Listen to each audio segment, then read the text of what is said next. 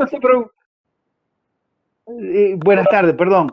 Buenas tardes. Yo estoy tratando de armar la tarea con Sí, lo que usted envió con Jorge Whittaker. Vengo entregado porque tengo otras actividades Wicker. personales, ¿vio? Y No hay problema Wicker, porque perdón. tienen tiempo. De hecho, todavía no tuvimos la Ah, clase esa que va ah, a ser la semana que viene. Así que con ah, tranquilidad. Eso les iba a comentar. Hay gente que ya entregó, espectacular, bárbaro, pero tienen tiempo, ¿sí? Y es una tarea voluntaria que le sí, suma sí. puntos en caso de dudas y demás. Así que tranquilidad con la tarea. Todavía el texto no lo abordamos, viene la semana que viene. Así que tranqui. Quienes lo vayan haciendo, bárbaro. Yo lo quiero hacer, ahí va, pero está resumido en lo que usted subió a la EVA. Esa es la tarea sobre el texto que tienen ahí. A Está, ver, por un lado están buenísimo. las preguntas de la guía de lectura sobre ese texto, que son unas preguntas para que entiendan el texto, que Sí, es un poco complejo, sí. pero no tanto, ya van a ver que no. Y después la tarea es más reflexiva, y ahí tienen que tratar de ponerle cabeza porque no es extensa, pero cada vez que redacten, ahí está la reflexividad propia, por eso es una tarea, a ver si se entendió el texto, y es imposible que haya dos tareas iguales, porque eso significaría que se copiaron de algún lado, de No, algún no, no. compañero, ya advertimos sobre eso, pero bueno, por las dudas lo digo. Entonces es un trabajito de sentarse a pensarlo y a escribirlo con sus palabras, ¿sí? Está Buenas bien. Y eso tardes. lo digo, perdón, y eso lo pongo abajo y después enviar tarea, porque veo que hay para poner un En, texto ahí. claro, Ahí va, adjuntan el entiendo texto correcto. en Word o en PDF y yo ahí mismo lo puedo calificar, que lo voy a calificar después cuando estén todos. Y después que dé la clase, tenemos tiempo. Ahí va. Está. Yo lo voy armando en Word y después lo adjunto a Eva. Exacto, a la parte que dice tarea. Está, perfecto. Muchas gracias, muy amable. No por nada. Fecha de entrega, no, yo fecha de entrega yo le puse empezar y la dejé abierta para que no hubiera problemas. Tiene fecha límite, que creo que es cerca del primer parcial y hasta les di un poquito más, o sea que tienen tiempo. Está abierta desde ese momento, que es cuando iniciamos las clases, pero después tienen tiempo para entregar. Ya hay gente que entregó, cuando lo quieran entregar, bárbaro, pero hay tiempo. Ahora no quiero salir de acá por las dudas, pero hay una fecha límite que es cerca del primer parcial, un poquito después. ¿Sí?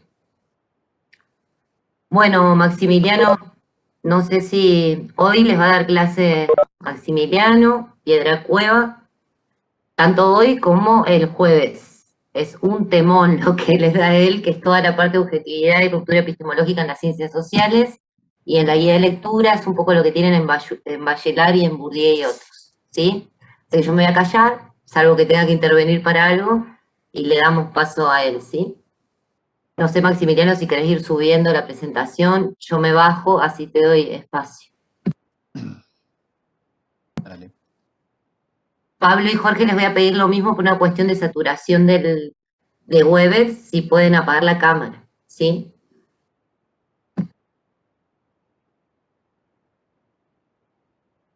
¿Cómo es el título de la clase de hoy, perdón?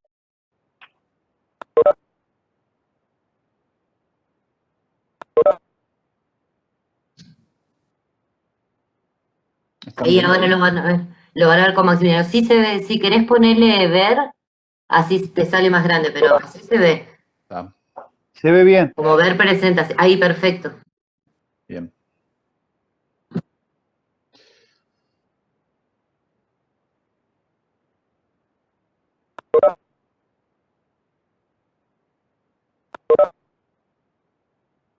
Bueno, primero solo recordarles lo que Leticia les comenta siempre, que dejo de ver el chat. Este, Así que bueno, los invito igual a que se empiecen a animar a usar un poquito más el micrófono, porque así aprovechamos un poco más para el intercambio. Eh, lo que vamos a ver entre la clase de hoy el martes y la del jueves que viene, son como dos grandes debates y problemas que enfrentan las ciencias sociales generalmente, han enfrentado desde su origen y, y aún continúan. que tiene que ver, en el fondo, con la calidad de ciencia de las ciencias sociales, algo que ya estuvimos viendo en clases anteriores, que es de qué forma las ciencias sociales pueden generar un conocimiento que pueda epistemológicamente considerarse válido como conocimiento científico. De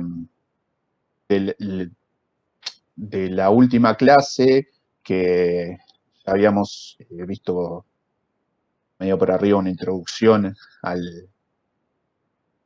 estos temas que tenía que ver con la idea de la ruptura epistemológica y de la vigilancia epistemológica, que lo pueden encontrar en el manual de Battiani, Cabrera y otras,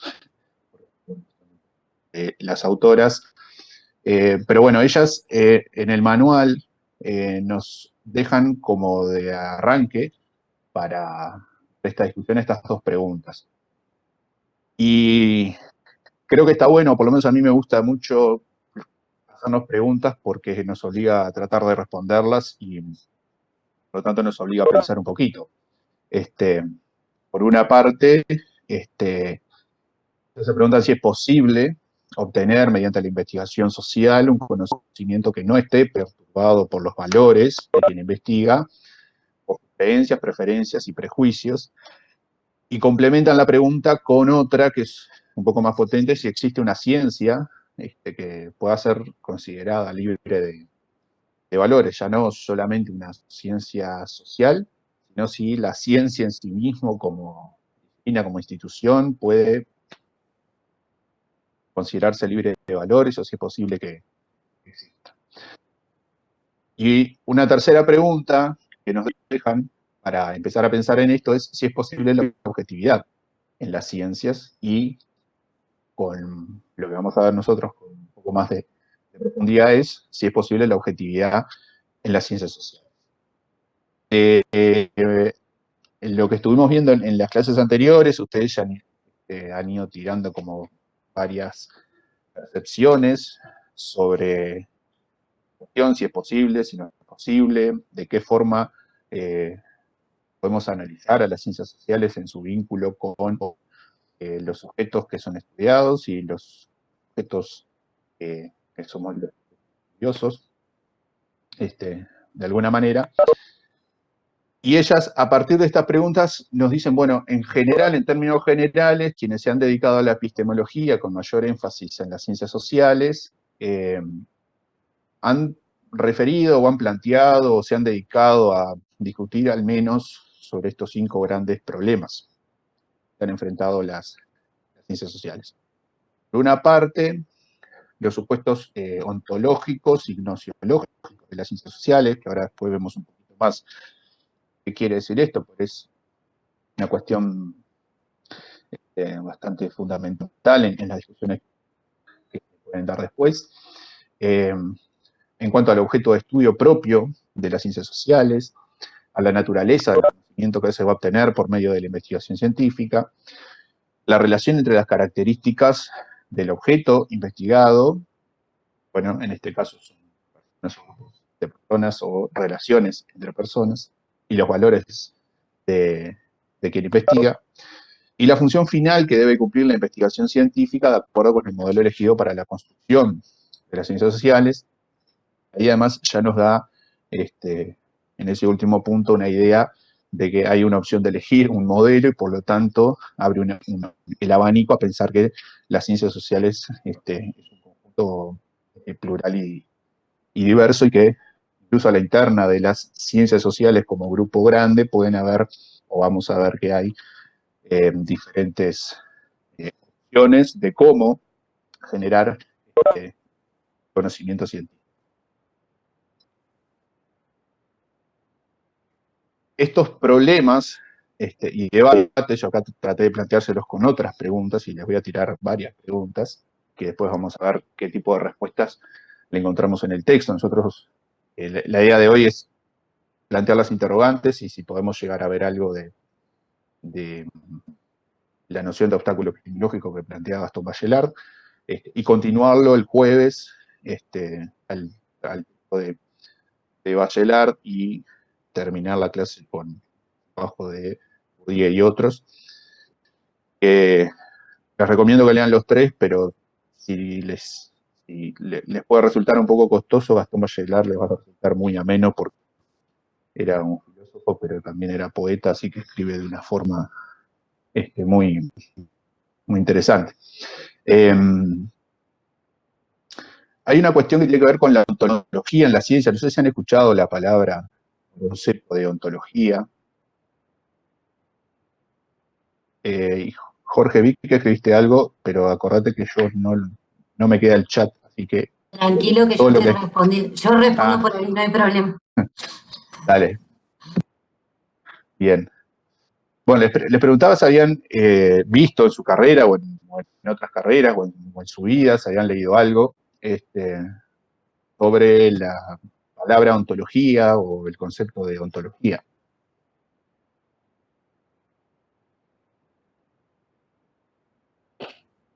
¿El origen de las palabras, de los términos, de los pensamientos? Muy básico. Tiene que ver con el origen ¿sí?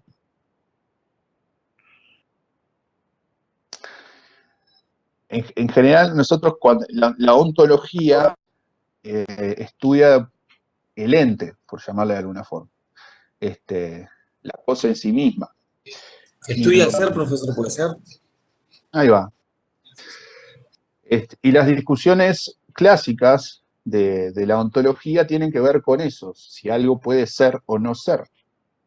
¿Sí? Esa es como, digamos, la reflexión más filosófica que hace. Las ciencias parten desde una determinada ontología.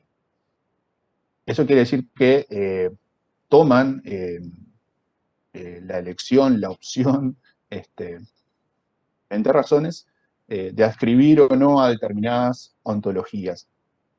Esto quiere decir que deciden que hay algunas cosas que pueden ser, que existen, y hay otras que no. ¿Tá? Cuando surge la ciencia en general, bueno, que trataban de diferenciarse de la metafísica. ¿Sí? Cuando los primeros epistemólogos y los filósofos de la ciencia se querían diferenciar de la metafísica era porque muchos decían que las cuestiones metafísicas en sí no existían. Por lo tanto, si no existían no podían ser conocidas. En el caso de las ciencias sociales, el primer debate, si se quiere, que se tiene que dar es si existe algo que podamos denominar como lo social. Porque si no llegamos a un acuerdo de que hay algo que es lo social distinto de otras cuestiones, no va a tener sentido que se construyan las ciencias, se construya una ciencia para poder conocer ese objeto. ¿Sí? Por eso es la primera pregunta, que es más bien de carácter ontológico, si existe algo que pueda denominarse lo social, y entonces qué características tiene esa cuestión social que se supone que... La segunda, que es más de carácter epistemológico, y es si esa cuestión denominada lo social es pasible de ser conocido, o de ser conocida, en este caso, y si puede construirse un conocimiento científicamente válido sobre eso. Ahí es otra discusión distinta a la anterior. Aun cuando nosotros estemos de acuerdo en que hay algo que es lo social, que existe, no necesariamente tenemos que estar de acuerdo en que puede ser conocido, o al menos que se pueda construir un conocimiento científicamente válido sobre esa cuestión que existe. Y ahí también en la historia la epistemología tuvo diferentes opiniones. De hecho, después lo veamos lo que escribió Gastón Bachelard. Bachelard en realidad escribía en respuesta a un grupo de epistemólogos que decían que lo social no podía construirse un conocimiento científicamente válido sobre lo social y que por lo tanto era metafísica y tenía que ser descartado del campo de la ciencia.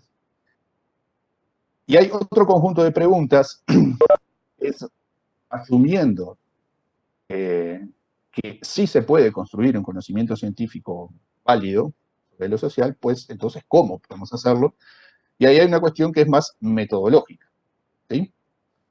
Que es cómo puede llevarse a cabo esa tarea, qué particularidades tiene el objeto de estudio y por lo tanto cuáles son las herramientas, los métodos o las metodologías que vamos a tener que utilizar.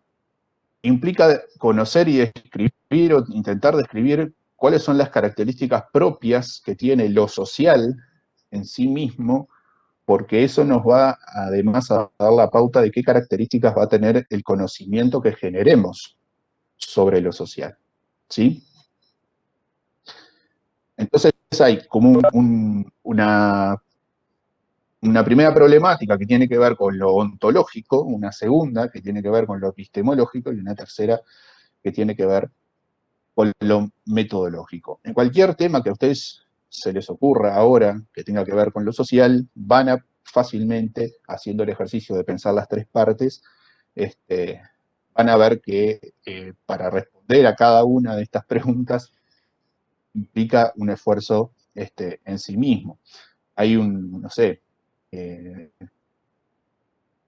pongamos por caso si quisiéramos estudiar la felicidad, ¿sí? Hoy quizás pocas personas digan que la felicidad como tal no existe, ¿sí? Por lo tanto, quizás la parte ontológica la resolveríamos fácilmente, pero epistemológicamente nos va a requerir un esfuerzo de argumentación muy grande explicar cómo nosotros podemos construir un conocimiento científicamente válido sobre la felicidad y sobre cuándo y cómo las personas son felices, ¿sí? Más aún aceptando que podemos construir ese conocimiento, nos implica un desafío también muy grande, en términos metodológicos, de poder construir los diseños metodológicos, inducción de técnicas adecuadas, etcétera, que efectivamente nos permitan conocer si una persona es o no es feliz o no está feliz y cómo se diferencia, cómo la diferenciaríamos de otra persona que creemos que...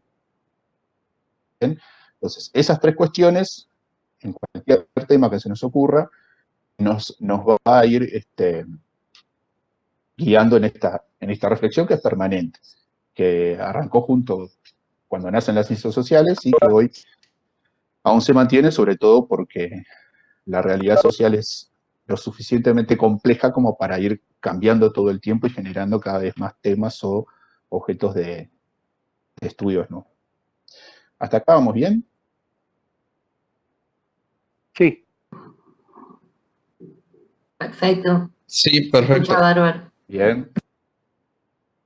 Bueno, genial. Entonces, acá les voy a tirar otra cantidad de preguntas que tienen que ver con estos problemas que quieren los ontológicos y los metodológicos que se han presentado históricamente también en las ciencias sociales. Una primera pregunta es si las ciencias sociales, al igual que como fueron en su momento las ciencias naturales, tienen que tener un único método, ¿sí? O en realidad podemos hoy hablar de los métodos científicos, o si las ciencias sociales, a diferencia de las ciencias naturales, pueden tener varios métodos científicos en lugar de un único método, que era sobre todo el método experimental que utilizaban las ciencias naturales en su origen. Junto con eso, la pregunta y el cuestionamiento permanente que hubo en las ciencias sociales es sobre la imposibilidad que tienen las ciencias sociales de experimentar en términos puros, tal como lo hacen las ciencias naturales. Eso ya lo estuvimos viendo antes, ¿no? Pero en las ciencias sociales no tenemos la posibilidad ni material, ni tampoco ética, de hacer experimentación pura en el sentido de que podamos controlar todas y cada una de las dimensiones o variables que pueden interferir en un fenómeno que nosotros estamos estudiando. Nosotros no podemos aislar a una población,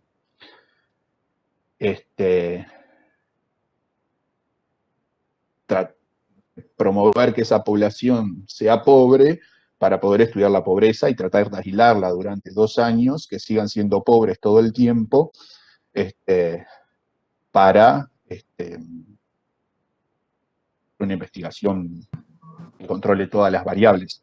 Maximiliano, ¿Sí? perdón, ahí Graciela hizo un aporte interesante para debatir que dice, los antropólogos pueden experimentar en las ciencias sociales, los antropólogos sociales. Ah, ahí hay una disciplina que tiene Bien. algo de eso. Bien. Sí, la antropología, bueno, habría que afinar quizás qué entendemos por experimentación pura, ¿sí? Que es poder controlar todas y cada una de las variables. Los antropólogos culturales, de alguna forma, que vendrían a ser los sociales, o sea, no la rama de arqueología, que eso sí experimentan, ¿sabes? Puramente, tienen la capacidad de controlar, de aislar el objeto y controlar todas las variables que intervienen. En la antropología social o en la antropología cultural, en principio estimo que es muy similar a cualquier otra ciencia social. Bajo esta idea de la experimentación pura, que implica que yo puedo aislar el objeto, sacarlo de su entorno y controlar todo lo que sucede a su alrededor, ¿sí? Eso con una sociedad, un grupo humano, es muy difícil, y mucho más aún si el objeto es sobre cuestiones pasadas, que en muchos casos la antropología cultural estudia mucho sobre cómo han sido los procesos de las pautas culturales. Pero ese es el problema de la experimentación pura, y en su momento fue la crítica que le hicieron desde la epistemología, o sobre algunas corrientes de la epistemología, las ciencias sociales. No pueden experimentar, por lo tanto, su conocimiento no va a ser científico, porque siempre hay alguna cosa que puede estar explicando el fenómeno que ustedes no la conocen. Las ciencias sociales con el tiempo fueron desarrollando los cuasi-experimentos, que es un diseño de investigación, básicamente buscándole y dándose la maña para tratar de alguna manera de acercarse al control de otras variables. Por ejemplo, seleccionar una población pobre y comparar el estudio con otra población que no es pobre, ¿sí? Entonces, eso de alguna forma, al comparar dos poblaciones distintas, le permite controlar, entre comillas, la incidencia de diferentes variables, ¿sí? Pero bueno, eso fue un cuestionamiento, y de hecho hoy sigue siendo un cuestionamiento, que bueno, Leticia contaba el otro día la anécdota de su hermana química, y supongo que en parte tiene que ver mucho con esta cuestión de las dificultades que tienen las ciencias sociales para hacer este experimento en forma más pura, como se hace en un laboratorio, ¿sí? Otra cuestión es, bueno, cómo es la relación entre el sujeto que conoce, o sea, personas que podemos dedicarnos a la investigación, y el objeto a ser conocido. Eso también ya lo estuvimos hablando, de las relaciones éticas, jerárquicas, que estuvimos viendo, por ejemplo, el otro día, a toda una cuestión que vamos a profundizar un poco en esta clase, que tiene que ver con toda la carga valórica que tenemos con la experiencia propia que tenemos, con nuestros prejuicios, nuestras prevenciones. Nosotros, como personas que nos dedicamos a la ciencia, nunca dejamos de ser personas, y es prácticamente imposible que podamos aislarnos completamente de quiénes somos como personas, y nos pongamos un traje de que ahora soy una persona de ciencia, entonces soy alguien totalmente distinto que se olvidó de todo lo que pensaba antes. Eso es complejo. Y además el objeto en sí mismo, más allá de algo que ya habíamos comentado, ustedes habían comentado incluso de que el problema del objeto de estudio en ciencias sociales es que estudiamos personas vivas y que hablan, ¿sí? Pero sobre todo son personas que también, así como nosotros como investigadores somos parte de un mundo complejo, las personas que vamos a estudiar y sus relaciones también forman parte de un mundo complejo y también reaccionan ante la investigación, ¿sí? Si yo me pongo a observar cómo reacciona la yerba ante el agua caliente, la yerba va a reaccionar, si le pongo el agua caliente yo, se la pone otra persona, más o menos parecido. No va a tener una actitud reactiva ni reflexiva ante la prueba que esté haciendo. Sin embargo, cuando tenemos personas, sí, las personas, sabiéndose estudiadas de alguna manera, pueden reaccionar, porque tienen esa capacidad reflexiva, pueden reaccionar de una forma distinta a lo que habitualmente lo hacen, o a partir de nuestra participación pueden cambiar sus actitudes hacia adelante. En eso, en encuestas hay algunos estudios que se han hecho sobre las encuestas de opinión que muestran cómo el propio estudio de la encuesta de opinión cambia el comportamiento hacia adelante. Entonces, sobre todo cuando hay campañas políticas, ¿no? Si a mí mañana me llaman por teléfono una encuestadora, me van a hacer una serie de preguntas que quizás yo no las había pensado antes, y las empiezo a pensar a medida que me las van preguntando y voy respondiendo. Y quizás en ese momento, la foto de ese momento es que yo en ese momento, cuando me llaman, opino tal cosa.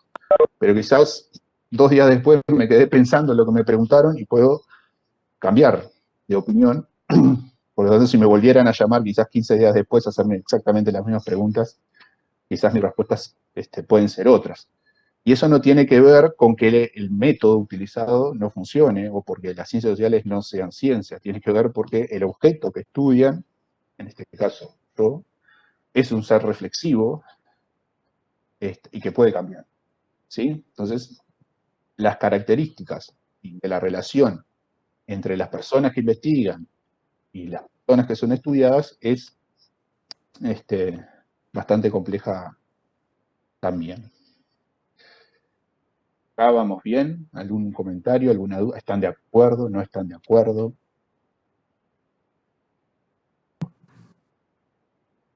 Ahí te leo si ponen algo en el chat. Dale.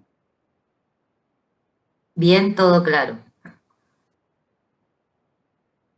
Bueno, Anímense a comentar cosas que se imaginan que pasan cuando estamos investigando.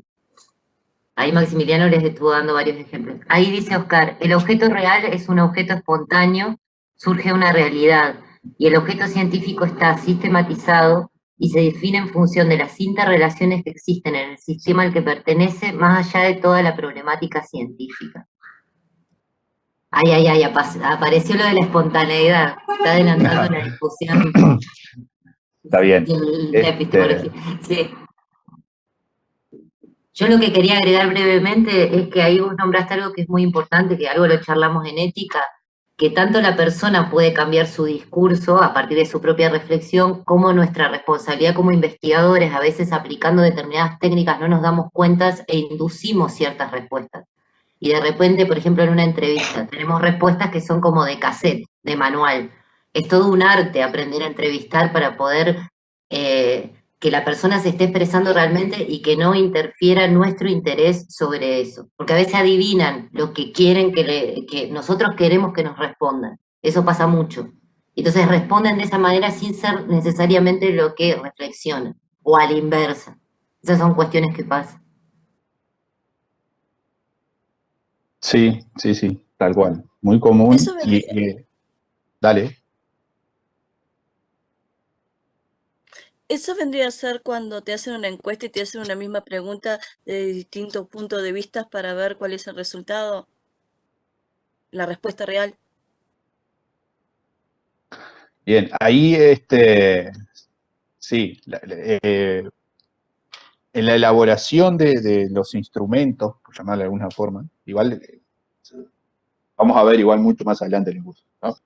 Pero sí, para nosotros poder indagar no sé si en la respuesta real, pero en la respuesta lo más aproximada posible a lo que queremos conocer, en muchos casos en las encuestas se hacen como diferentes preguntas que apuntan como a lo mismo para ver, para como terminar de armar una idea de si la respuesta es más o menos la misma, ¿sí? En otras técnicas eso se hace mucho más fácil cuando es como una entrevista, como que quien investiga también puede ir viendo cosas y tiene mayor flexibilidad. Una encuesta es más difícil, entonces a veces sí se hacen que parecen como preguntas tramposas, comillas, ¿no? Tipo, vos ya me lo preguntaste. Pero sí, muchas veces tiene que ver con eso, una serie de control, y sobre todo es un control del instrumento, no tanto de la persona a quien le preguntan, ¿no?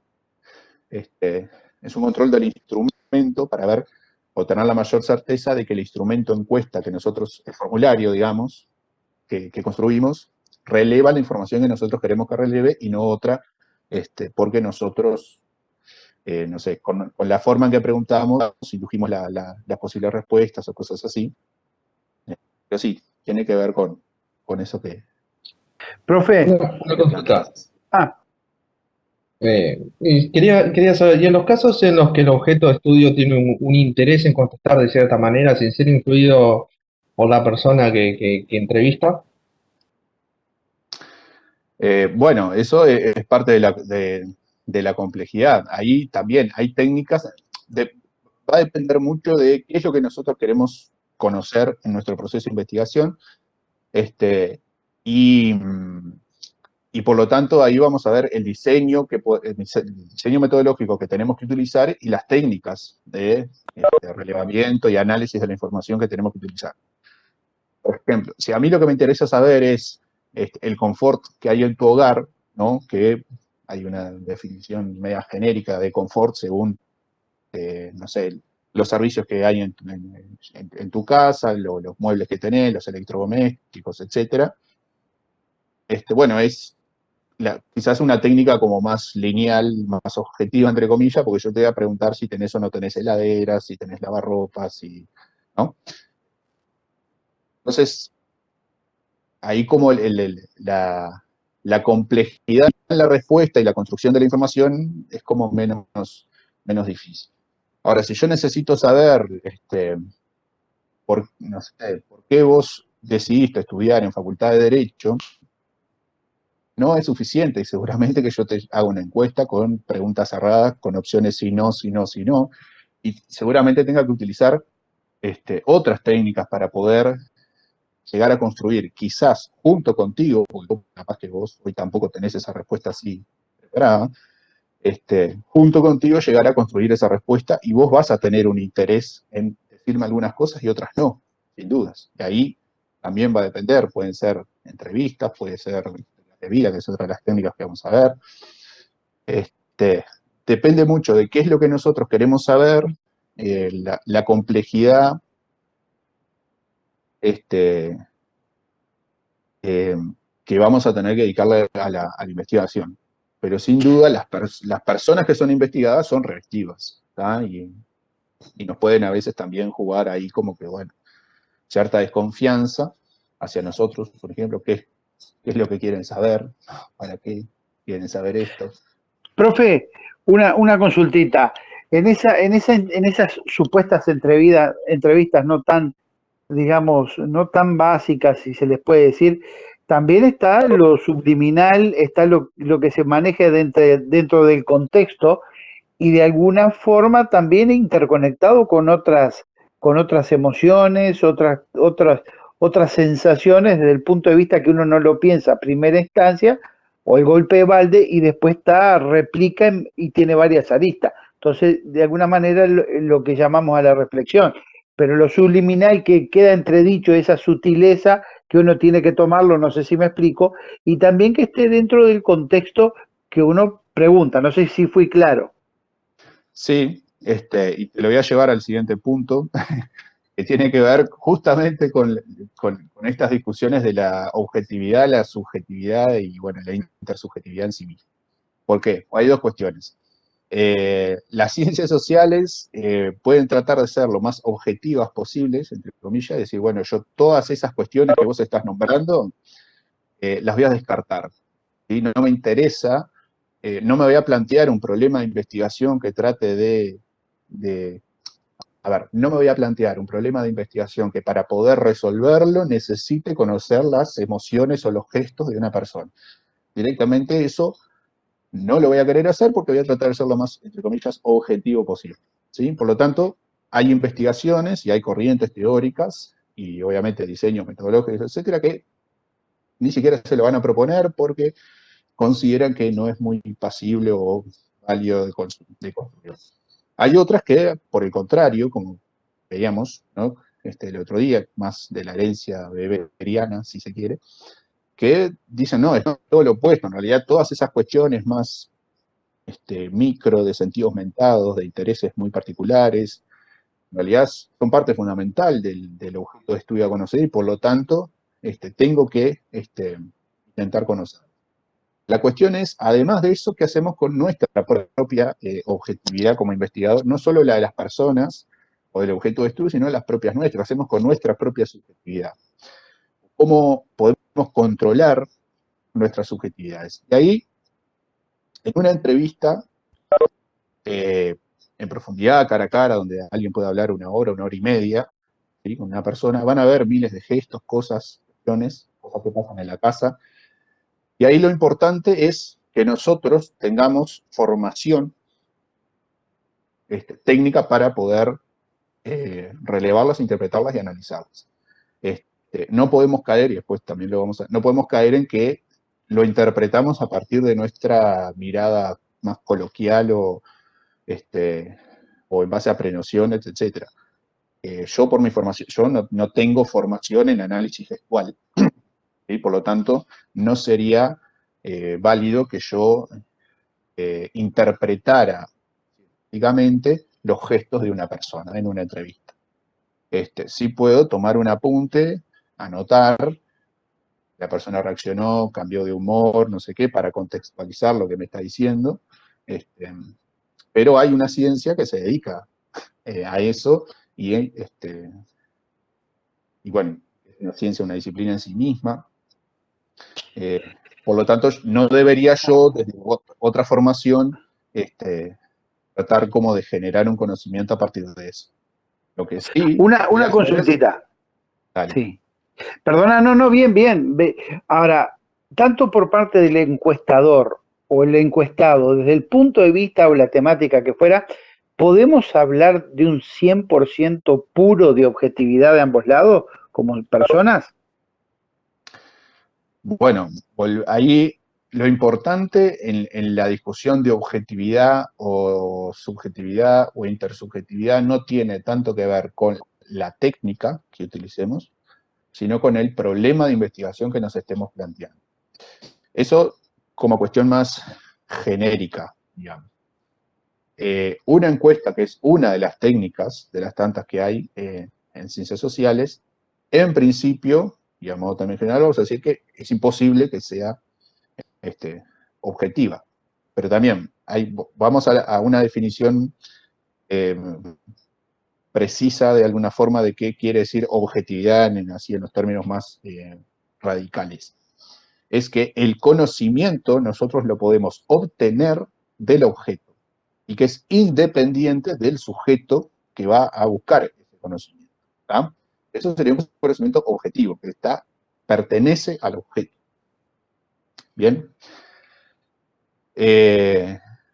Si yo, soy un encuestador y voy a tu casa a hacerte una encuesta, serían muy pocas las preguntas que yo te puedo plantear y que pueda obtener una respuesta objetiva, o sea, que no dependan ni de mí que te lo estoy preguntando, ni de vos como persona que respondés.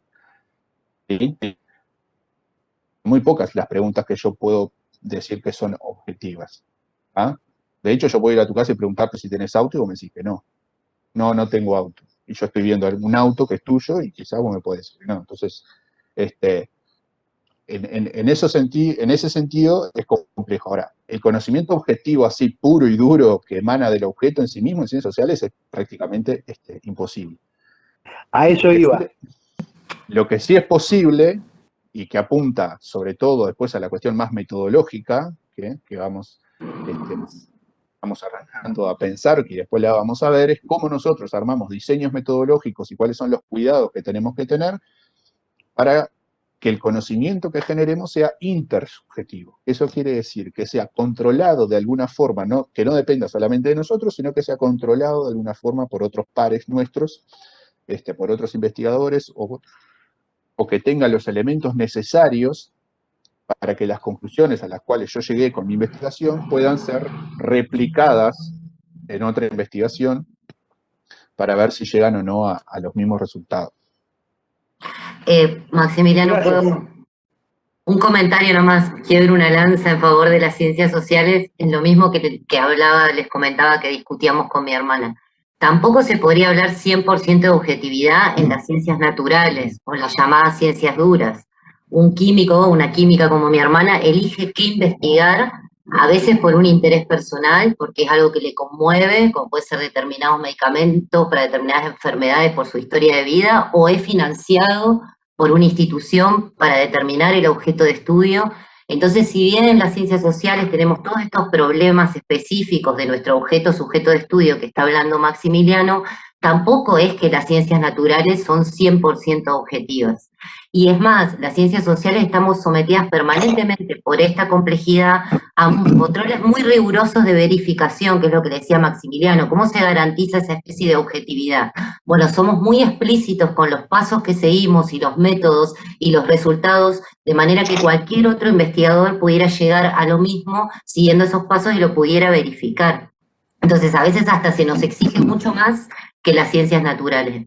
Acá Graciela preguntaba, ¿y cómo sabe que no está diciendo la verdad? Que el auto no es de él. Ah, bueno, con ese tipo de cosas lidiamos. Sí, te dejo, Maximiliano. Sí, sí, claro. No, nunca. Eso, no sé. Requeriría otro tipo de técnicas paralelas para poder llegar a... Hay que preguntar, bueno, ¿qué tanto nos aporta saber si eso no es del auto?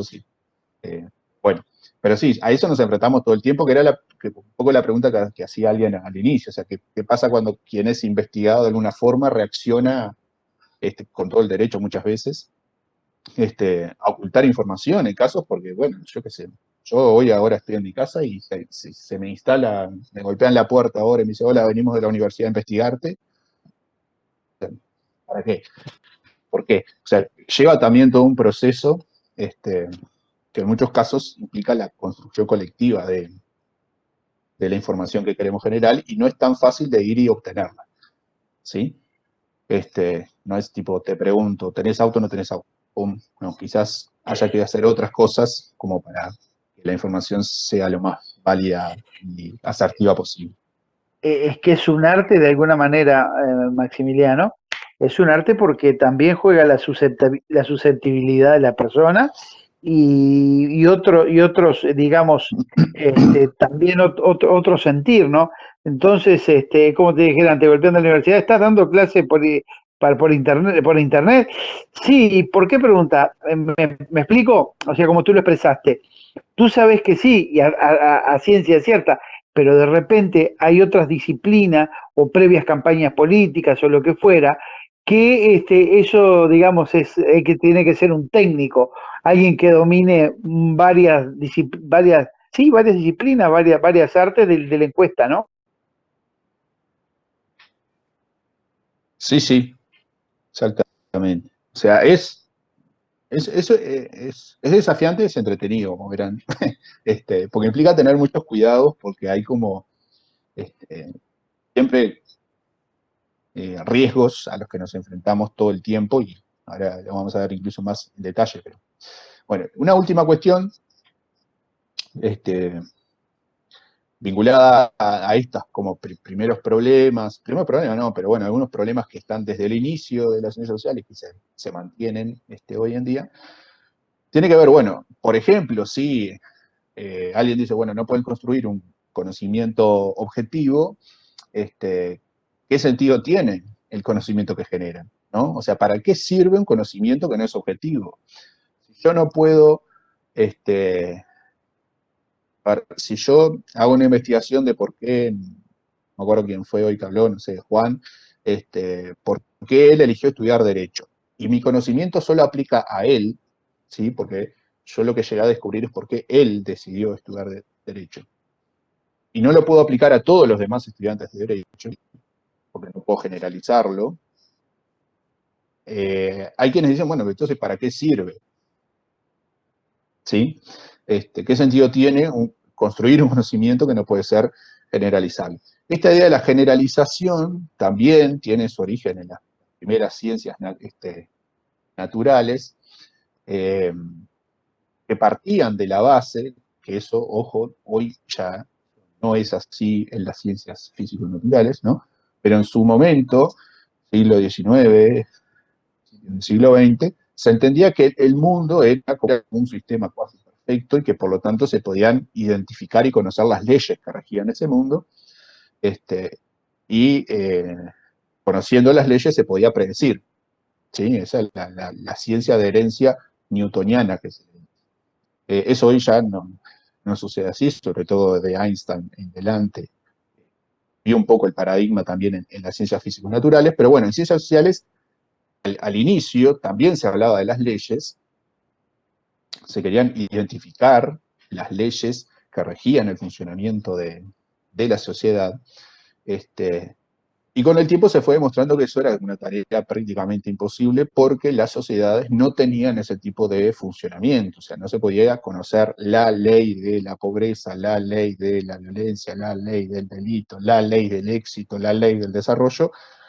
No existía y por lo tanto no tenía sentido llegar a conocerse, y eso implica que las generalizaciones sean un poco cuestionadas o al menos cuestionables.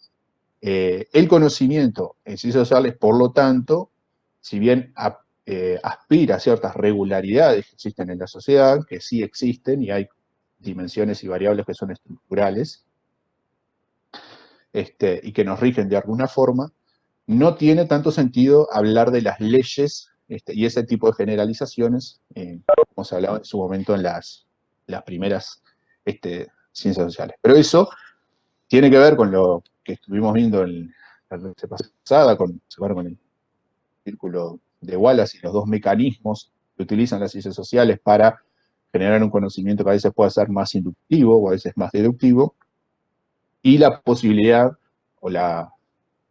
y los riesgos que tienen aspirar a esa generalización y tener un conocimiento que pueda ser útil y aplicable para toda la sociedad.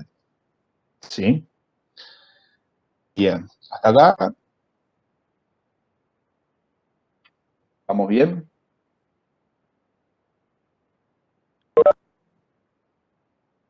Sí, dicen.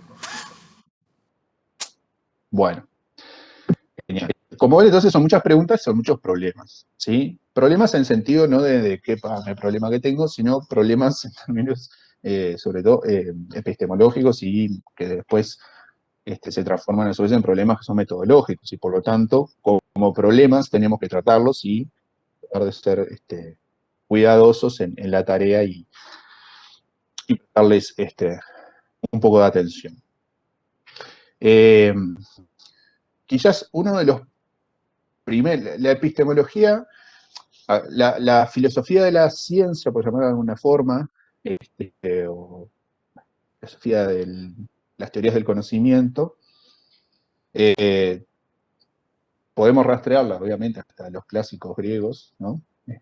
Pero sobre todo empieza con mucha fuerza en la época de la revolución de las ideas, que ustedes supongo que ya han visto una de esas cosas, pero digámosle que de Descartes en delante, se ha dado la discusión de qué es el conocimiento y cómo puede ser construido, y después se lo ha vinculado más a la ciencia en sí misma.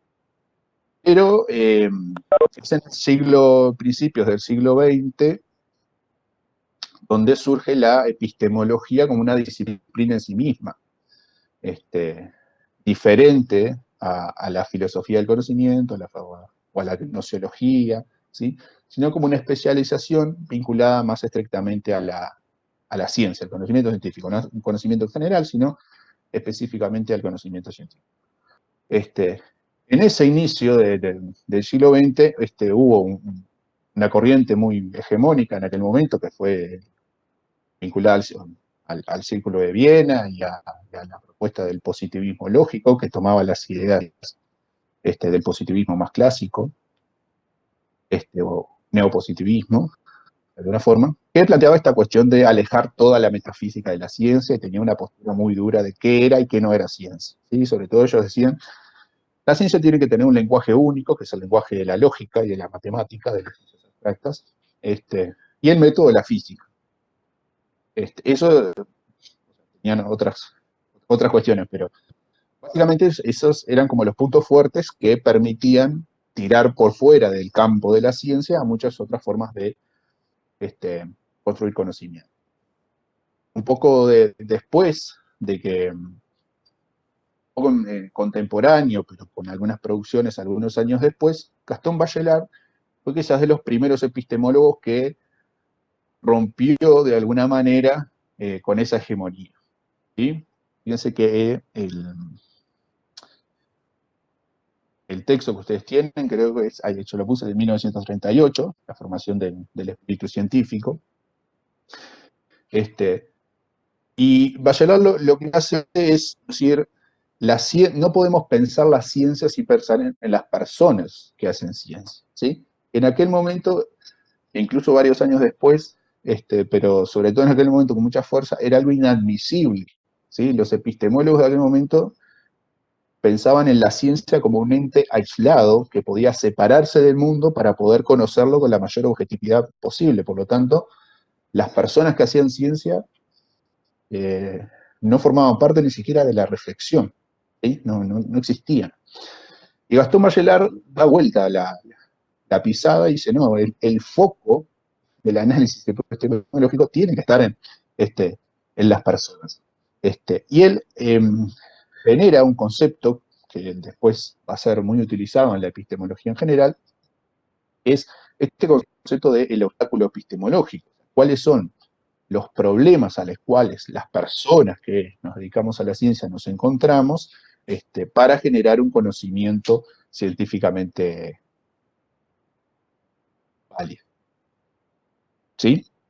Entonces, yo acá les traje algunas frasecitas que están en el texto, pero bueno, les invito a que lean porque es bastante llevadera la forma de escribir. Dice Bachelard, bueno, cuando se investigan las condiciones psicológicas del progreso de la ciencia, se llega muy pronto a la convicción de que hay que plantear el problema del conocimiento científico en términos de obstáculos. Es en el acto mismo de conocer íntimamente donde aparecen por una especie de necesidad funcional los entorpecimientos y las confusiones. Fíjense que incluso Bachelard en ese momento ya habla hasta de condiciones psicológicas, y en aquel momento la psicología recién estaba legitimándose como una ciencia, ¿sí? Imagínense que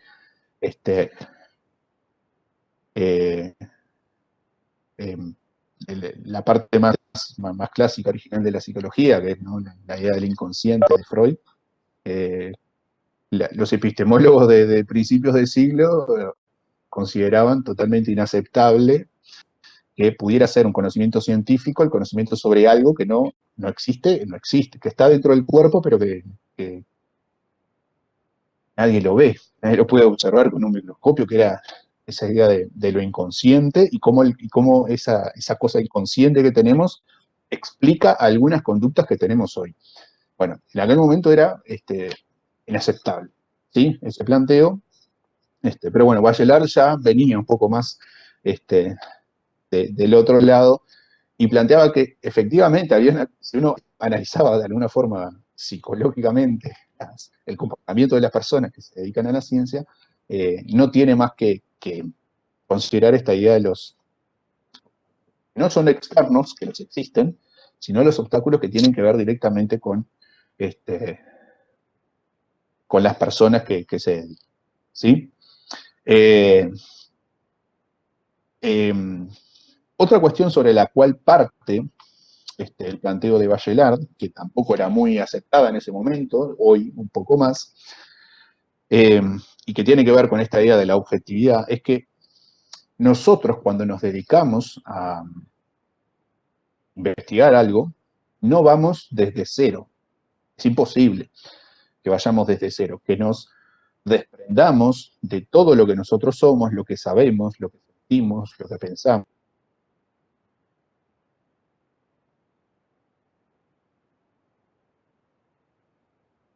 Es imposible, y Gastón Bachelard lo plantea con mucha fuerza.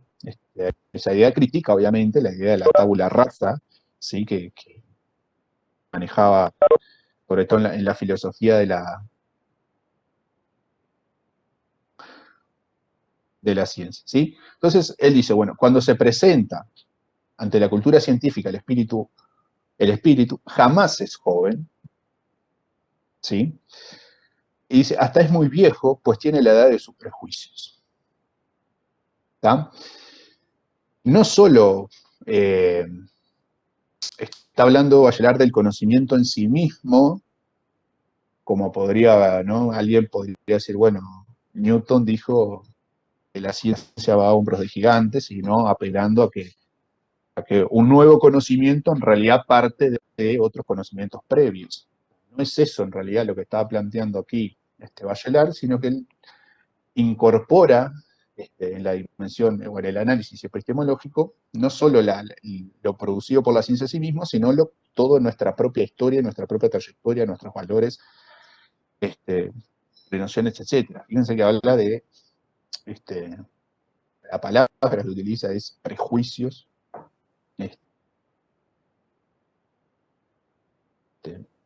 para hacerlo más... en ese contexto que es súper complejo, ¿sí? O sea, el diagnóstico que plantea Bachelard es complejo. Dice, bueno, en realidad la generación de conocimiento científico tiene mucho que ver con la persona, por lo tanto hablar del conocimiento objetivo, tanto del objeto, es medio complicado. Y además no solo es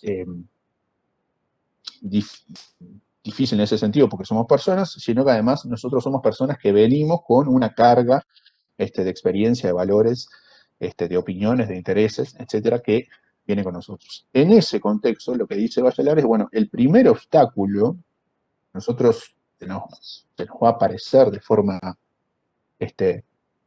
inmediata, es la opinión. ¿Tá? Que eso también llama, un poco lo hemos comentado en otras clases, ¿no? Nosotros tenemos la opinión muy fácil, llamarle de alguna manera. Incluso después vamos a ver que además la propia ciencia o las sociedades muchas veces nos obligan a tener opiniones, ¿bien? Pero bueno, en principio tenemos como la opinión fácil, que tiene mucho que ver con la época moderna y con la necesidad de tener respuestas o de brindar algún tipo de respuestas. El otro día, bueno, Leticia comentaba sobre la sopa de Bullán, ¿no? y hablamos un poco sobre quizás lo apresurado que pudo haber sido sacar ese libro. Quizás tenga que ver un poco con esta idea también de que a veces se presenta un problema y necesitamos que alguien nos dé alguna respuesta. Bachelard va a decir en el libro, que no está en las páginas que ustedes tienen, pero dice, cualquier respuesta es mejor que ninguna. ¿Sí? Como una forma de funcionamiento de la sociedad. Nosotros muchas veces preferimos cualquier respuesta a no tener ninguna respuesta, y a veces también preferimos dar una respuesta a no dar ninguna. Y el problema de la opinión para Bachelard es central porque es casi como instintivo, ¿sí? No, la opinión. Y él va a decir, bueno, la opinión piensa mal, y aclara, no piensa, traduce necesidades en conocimientos, ¿sí? Por lo tanto, ese es como el primer obstáculo genérico al cual se van a enfrentar las personas que se dedican a la ciencia. Y acá hay una aclaración también de lo que comentaba Leticia. Cuando Gastón Bachelard escribe esto, no está pensando en las ciencias sociales, ¿sí? El análisis epistemológico que hace Bachelard es sobre las ciencias en general, y muchos de sus ejemplos son de las ciencias naturales y de las ciencias físico-naturales. Y de hecho, la epistemología en sí misma, si bien le ha dedicado capítulos específicos a las ciencias sociales, las grandes corrientes de epistemología se han basado en estudiar a las ciencias físico-naturales, e incluso aquellas corrientes que hoy en día han roto la hegemonía de esa objetividad de la ciencia, y bueno, y han de alguna manera tratado de cambiar ese paradigma que había de la ciencia más clásica, ¿sí? Pero todas estas reflexiones, a diferencia de las que vamos a ver después, que son de Bourdieu, que son específicamente vinculadas a la sociología, pero Gastón Bachelard en realidad hace un análisis de la ciencia en general, y analiza mucho más en realidad las ciencias naturales que las ciencias sociales, ¿sí? Y acá él, después, en ese texto breve que ustedes tienen, nos va introduciendo a lo que es el libro, ¿sí? En el libro él hace todo un análisis de los obstáculos epistemológicos que él plantea, y bueno, los va llenando de ejemplos de por qué él dice que son obstáculos y cómo funcionan. ¿Sí?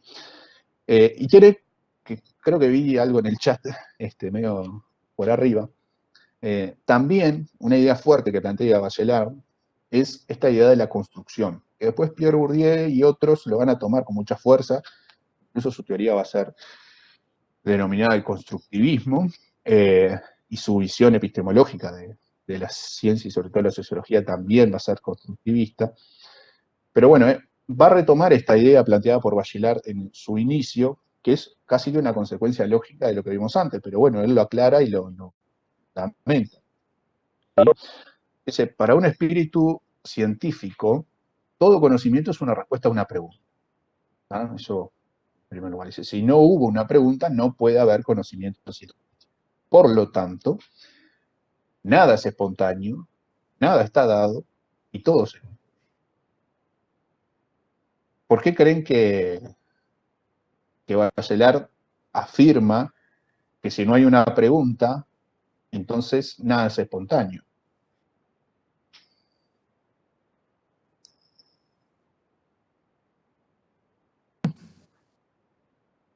Anímense a hablar, porque están escribiendo mucho por el chat y cosas muy interesantes. Yo voy respondiendo lo que puedo para no interrumpirte, Maximiliano, pero si alguien se anima.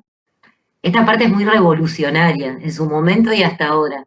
Nada es espontáneo, nada está dado, todo se construye. ¿Qué piensan de eso? De la ciencia. Puede ser que parta de una idea, de, digamos, de una idea y la espontaneidad ahí no cuadra, y que algo ya medio trabajado en forma intrínseca, un pensamiento muy subjetivo, y de ahí en ese cuestionario está la contrapartida de la respuesta. ¿Puede ser, Maximiliano? Está vinculado a lo que planteás. No necesariamente le está hablando de una pregunta, digamos, de formulario, de cuestionario, ¿no? No, general. Pero Todo nace de una idea, una ilusión, Ah, un sentimiento. O sea, me la programo intrínsecamente dentro de mi olla a presión, la elaboro, la tiro al éter, y hay una contrapartida. acá lo que él plantea de alguna manera... Dale. Perdón.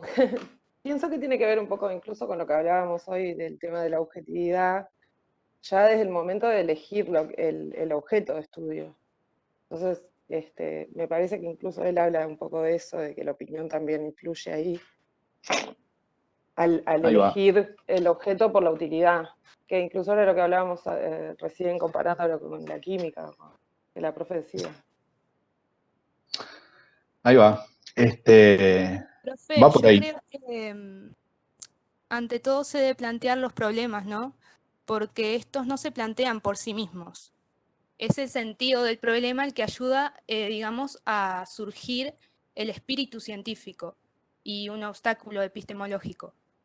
Porque estos obstáculos se incrustan en un conocimiento que, digamos, no es formulado.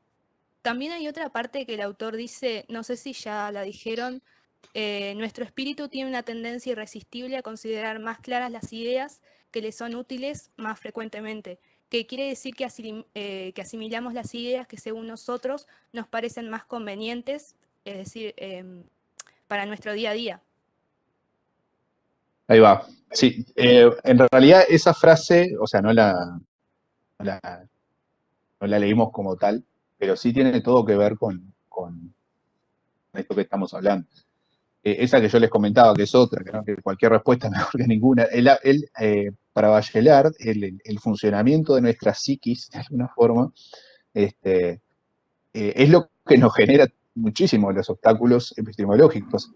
Y cuando él dice eso es que a veces se puede cuestionar a la ciencia por sus métodos, ¿no?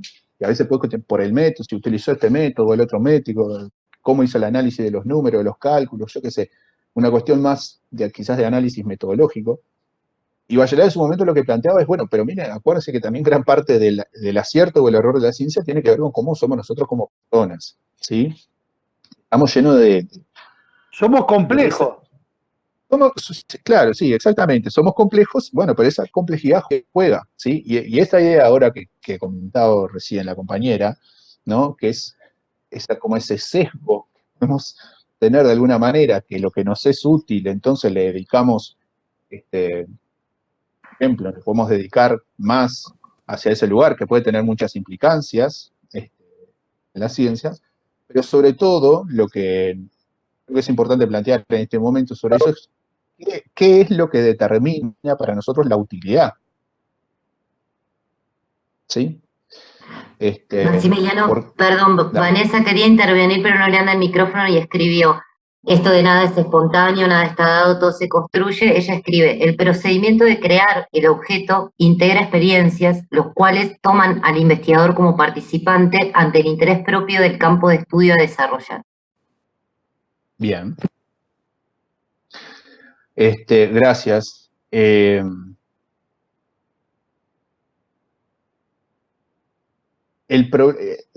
Han dicho como que varias cosas de tratar de atarlas.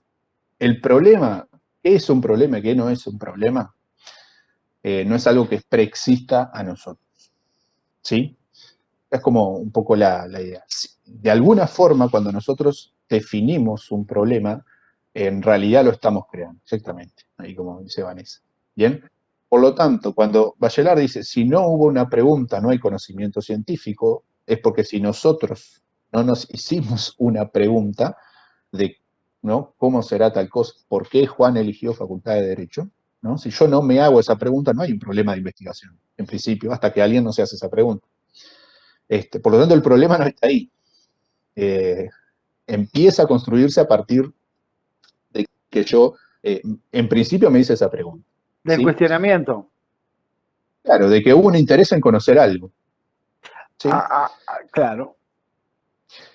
Y como hubo un interés en conocer algo, entonces yo lo fui construyendo. ¿Y por qué? Porque quizás hay otras 150 personas que se dedican a la ciencia y nunca se preguntaron por qué Juan eligió una carrera en Facultad de Derecho. Por lo tanto, el problema ese depende del investigador que se hace la pregunta y no es un problema que estaba preexistente, volando ahí en la vuelta y que la gente quería, o la gente podía conocerlo en sí mismo. Y además, seguramente, si yo me hago esa pregunta, yo lo voy a hacer desde quién soy yo, desde mi formación, desde mi experiencia, desde la perspectiva teórica a la cual adhiero, yo qué sé, etcétera, ¿tá? Y voy a intentar responder esa pregunta desde ese lugar, y por lo tanto el problema de investigación lo voy a construir desde ese lugar. Quizás haya otra persona que quizás se hizo la misma pregunta en otro lugar y construye un problema de investigación que es distinto. ¿Sí? Permiso, profe. Sí. Meto un bocadillo, perdón. A lo que usted apunta, desde ese cuestionamiento y de la pregunta que uno se genera dentro, es la plataforma de lanzamiento y apunta a la excelencia con las diferentes opiniones.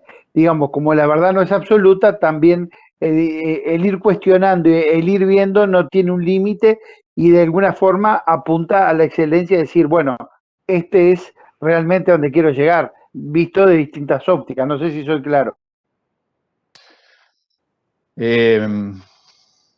No, me perdí. Te maté, no, te perdiste. ¿Qué quiere decir? A ver. Tú y yo podemos tener una idea. Yo me hago un cuestionamiento referente a tal cosa. Entonces tú la perfeccionás y yo rebato esa posición y voy generando una escalera hasta llegar a lo que queremos decir, a lo concreto, a lo que debería ser lo mejor, lo sublime. Bien, lo sublime, bien. A ver, hay una forma de ver y entender a la ciencia, que es esa que vos planteás, ¿sí? Que es que aspira incluso a que con el paso del tiempo se pueda ir llegando efectivamente al conocimiento verdadero, ¿tá? Y que para eso se necesita mucho tiempo y muchas investigaciones, y que las personas además en las investigaciones sean abiertas de alguna forma, cosa que yo hice mi investigación y se las comparto a todos ustedes para que ustedes puedan ir y hacer la misma y quizás llegar a una conclusión distinta. Y ahí con el tiempo se va hasta llegar al conocimiento verdadero. Pero eso es una cuestión que parte de un supuesto que es ontológico, ¿tá? Acuérdense lo que vimos al inicio, es que existe una cosa que es la verdad, ¿tá? Y que en algún momento la podemos alcanzar. Hay otras corrientes dentro de la ciencia que parten de otro supuesto ontológico, y es que no existe la verdad, no existe un conocimiento que sea verdadero, y por lo tanto no tiene sentido creer que vamos a construir el conocimiento único y verdadero. Ahí hay como dos corrientes bien distintas que se plantean a eso. Incluso hay un epistemólogo que es el más, fue muy hegemónico durante el siglo pasado, al menos en ciencias sociales, que es Karl Popper, que él decía, bueno, la verdad existe. Ahora, es imposible que la ciencia pueda alcanzarla. Por lo tanto, hay que dejar de hablar de la verdad y de la verificación, ¿sí? Ese concepto. Y él decía, lo único que podemos tener es la certeza de que algo es falso. Eso es lo único que podemos tener como certeza, como conocimiento científico. ¿Ah? Pero quiero decir, hay gente y corrientes epistemológicas y científicas que creen que hay una evolución del conocimiento científico colectivo hasta llegar a un conocimiento verdadero, y hay otras que no. Las que no, ¿sí? Son sobre todo estas corrientes que creen que tanto las personas que investigamos como los objetos investigados son demasiado complejos, y por lo tanto que no necesariamente tiene que haber una única verdad, ¿sí? Para que sea verdad, por llamarlo de una forma, ¿sí? No, en realidad no se utiliza ese término, pero no tiene por qué haber una única razón por la cual Juan decidió estudiar Facultad de Derecho. Y de hecho, vale la redundancia, quizás hoy es una y dentro de 10 años yo hago una investigación y puede ser que haya variado algunas cosas, puede ser que la propia investigación que yo hice antes fue modificando de alguna manera la realidad, y por lo tanto no es no forma parte del interés buscar esa verdad, ¿tá? Como si fuera posible de ser alcanzada de Claro, alguna porque manera. además, si no es esa la respuesta que obtiene, la va a querer refutar y al final ahí nada más teñido de opinión que pensar que, no me contestó la verdad que yo esperaba. Entonces, no tendría Bueno, sentido. puede haber también, en cualquiera de los otros puede pasar eso, sin duda, de decir, bueno, me voy a focalizar, yo creo que esta es la verdad y por tanto voy a ir, hasta que logre alcanzar. Es el Ahora, problema de la inducción, ¿no? El problema de la inducción es ese. Yo digo que Juan eligió Facultad de Derecho porque quería ser el mejor abogado del Uruguay. Y voy a decir, bueno, todos los que eligen estudiar en Facultad de Derecho porque quieren ser los mejores abogados del Uruguay. ¿No? Esa va a ser como mi generalización a partir de mi conocimiento más inductivo. Y alguien se va a tener que dedicar a ir caso por caso, estudiante por estudiante, toda la historia de Facultad de Derecho, a demostrarme que eso que yo digo es verdadero o es falso. una pregunta. En lo que planteó una compañera, y lo tomo, en esa verdad que uno va camino a camino en el día a día, uno de los grandes condimentos es la experiencia. Y en base a esa experiencia que se logra la trayectoria, poder decir, llegué a una verdad. ¿Me explico? No me entendiste. No, yo te entiendo perfectamente. Lo que yo te digo sobre eso que vos decís es que hay una parte de la ciencia, a llamarlo de alguna forma, que cree que es posible alcanzar una verdad. Hay otra parte de la ciencia que cree que no es posible llegar a una verdad, y por lo tanto no es una cuestión de acumulación lineal de conocimiento, ¿sí? Porque creen que eso no va a llegar a suceder, porque es imposible hacerlo, no porque tenga problemas internos la ciencia como disciplina, sino porque la realidad, hay muy pocas cosas en la realidad nuestra, no solo la social, en general, ¿sí? Hay muy pocas cosas que nosotros podamos considerar que son exactamente lo que son, o sea, que existe un conocimiento que sea estrictamente verdadero, ¿sí? Tiene mucho que ver con el rol que jugamos nosotros como investigadores, por lo tanto, no tiene sentido ir a buscar esa verdad. Pero insisto, este planteo que te estoy haciendo tiene que ver con la primera discusión, que es la ontología. O sea, Sí, si es algo que existe o no existe, estamos en ese nivel. ¿Hay o claro. no hay verdad? También una cosa, somos limitados en nuestros sentidos, ¿no? Tenemos una capacidad hasta cierto punto de crecimiento, de visión, de palpar. Entonces hay cosas que estamos viendo en otra dimensión, en otra punta, que no la logramos aterrizar. Bueno, eso sin dudas y nos va a seguir pasando a medida que exista desarrollo tecnológico. Fíjense que la palabra átomo significa el indivisible, ¿no? Y durante mucho tiempo se consideraba que el átomo era la partícula más pequeña, que no había nada más que eso. El desarrollo tecnológico después nos mostró que no, que en realidad durante mucho tiempo se creyó que esa era la verdad y en realidad dependía de los medios tecnológicos y de conocimientos que se tenía hasta ese momento. ¿Tá? Eso nos va a pasar y nos va a seguir pasando. Maximiliano, si me permitís cortito por lo que vienen discutiendo en el chat, acuérdense de las diferencias entre conocimiento cotidiano y científico que planteaban Matías y Cabrera, y en las características del conocimiento cotidiano teníamos esto de que eran verdades, era dogmático, no estaba probado, pero nos ayudaba a sobrevivir. Incluso las autoras dicen que ese conocimiento cotidiano y esas experiencias pueden ser la base para iniciar una investigación y un conocimiento científico, pero tenía que existir la ruptura, y ya las características del pensamiento científico tienen otras particularidades. Ahí va, exacto. Sí, la validez, esa es una cuestión que claro, es fundamental. La validez de los conocimientos no necesariamente está en discusión. ¿Sí? Porque además nosotros, no sé, supongamos que yo sea un hombre de ciencia, yo ¿cuántas horas en el día me dedico a ser científico? O a manejarme con conocimiento científico. Muy pocas. Después me manejo en mi vida con muchas otras formas de conocimiento y de saberes que no tienen que ver con lo que yo produje científicamente. Y están ahí y están jugando. Y es un conocimiento válido, porque yo logro sobrevivir y hacer cosas todos los días en base a esos conocimientos que al menos yo no los produje científicamente. ¿Tá? Por lo tanto, no es una cuestión de que uno invalide a otro, sino de las características y los cuidados que hay que tener con unos y otros. Ese creo que es un poco el mensaje que tenemos que tener un poco claro. ¿Tá? Les voy solamente un poco para cerrar un poco esta idea última, porque ya estamos en hora, voy a leer solo una de las frases que creo que nos va a ayudar también a entender, sobre todo qué es lo que está planteando Bachelard, cuál es su visión de fondo sobre la ciencia, porque los obstáculos que plantea Bachelard tienen que ver con cómo él concibe la ciencia.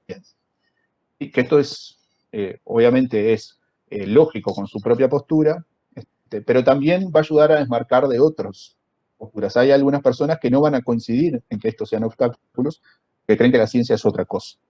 ¿Tá? Pero en su visión, que tiene todo que ver con esto que estuvimos discutiendo, él dice, aún en las ciencias experimentales, o sea, en las más puras, de experimentación más puras, es siempre la interpretación racional la que ubica los hechos en su lugar exacto. Es sobre el eje experiencia-razón y en el sentido de la racionalización donde se encuentran al mismo tiempo el riesgo y el éxito. Esta frase de Bachelard, que después va a ser profundizada por otros epistemólogos con mucha mayor potencia más adelante, él dice, o de hecho antes que él ya lo habían dicho algunos filósofos, por ejemplo Nietzsche, pero él dice, el hecho como hecho objetivo en sí mismo no existe. Así como no hay nada espontáneo que no está dado si no hay una pregunta previa, Bachelard va a decir, en realidad el hecho esporádico, espontáneo, lo que nos encontremos, siempre va a tener o va a estar mediado e interpretado por un proceso de racionalización.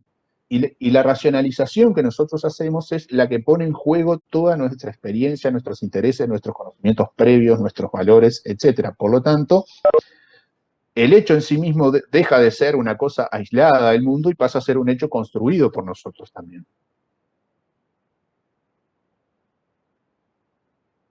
Bueno, no necesariamente contradictorios, son cosas distintas, ¿sí? Experiencia y razón.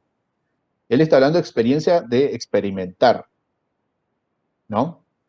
En el término de las lógicas más empiristas, ¿no? La experiencia en el sentido de acercarnos al mundo desde nuestras sensaciones, ¿no? Ver, tocar, escuchar, la cuestión más empirista, básicamente. ¿Ah? O sea, bueno, hay una forma de conocer el mundo que es a través de nuestros sentidos. Nosotros tenemos que ver, ¿no? Tocar, escuchar, para poder conocer. Bachelard está del otro lado, dice, bueno, en realidad lo que yo veo, está bien, yo lo veo, pero lo racionalizo de una forma, y quizás otra persona está viendo lo mismo que yo y lo racionaliza de otra forma. ¿Tá? Fíjese, el cierre ahí de esta parte decía, en una misma época, bajo una misma palabra, hay conceptos tan diferentes, ¿sí? Lo que nos engaña es que la misma palabra designa y explica al mismo tiempo, la designación es la misma, la explicación es diferente. Él dice, tanto el hecho como el vocabulario que nosotros utilizamos a veces dentro de la ciencia, siempre son parte de un sistema interpretativo, no son aislados.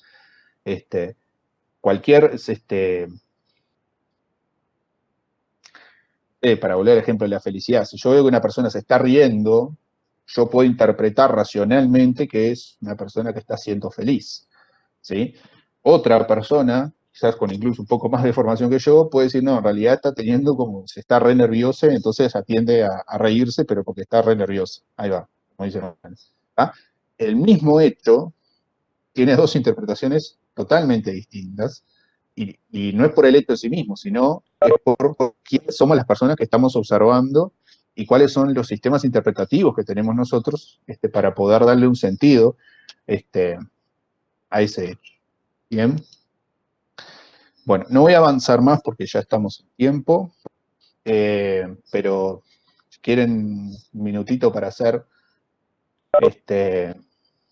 algún comentario, alguna pregunta o algo. Voy a sacar esto. Ahí va.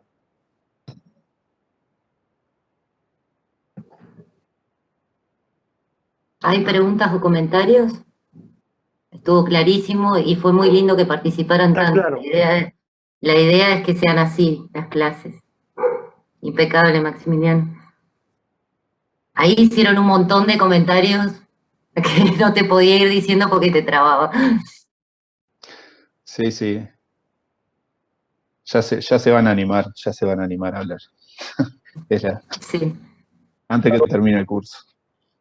sí. Dice que por ahí le surgen después, muy bien, bárbaro, porque vamos y volvemos sobre el tema. Sigan leyendo los textos con las guías de lectura, así continuamos con esto el jueves, ¿sí? Perfecto, muchas gracias. Esta puesta en escena nos ubicó de alguna manera donde tenemos que caminar. Exacto, donde vamos a caminar en todo el curso. Cuando veamos las técnicas van a ver por qué los métodos tienen un protocolo, qué control tienen, cómo se somete a la verificabilidad. Todo eso tiene que ver con esta ruptura y con el reconocimiento de los obstáculos. Gracias. Gracias a ustedes. Sí.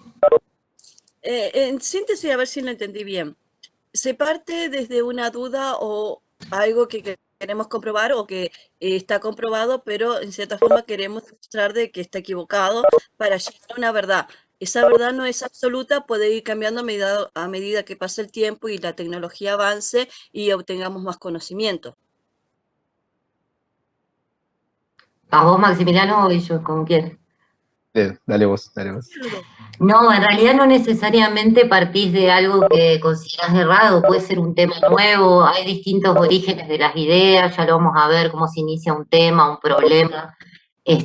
Lo que estaba diciendo Maximiliano es que en esa búsqueda de la verdad, y este es el punto de quiebre, siempre no es que la realidad es algo que existe allá afuera y podemos abordarla, ya lo van a ver en la profundización con Bourdieu, sin intermediación. Ya en el momento que el investigador se acerca, ya construye, cuando define un problema y por qué lado ir y con qué marco teórico y con qué método, ya lo construye a esa realidad o a ese problema a investigar. Y permanentemente tenemos que estar atentos y atentas desde el inicio a esos obstáculos epistemológicos como los sentidos, la opinión, la experiencia, Ahí ¿sí? va. Eso tiene que ver con la ruptura.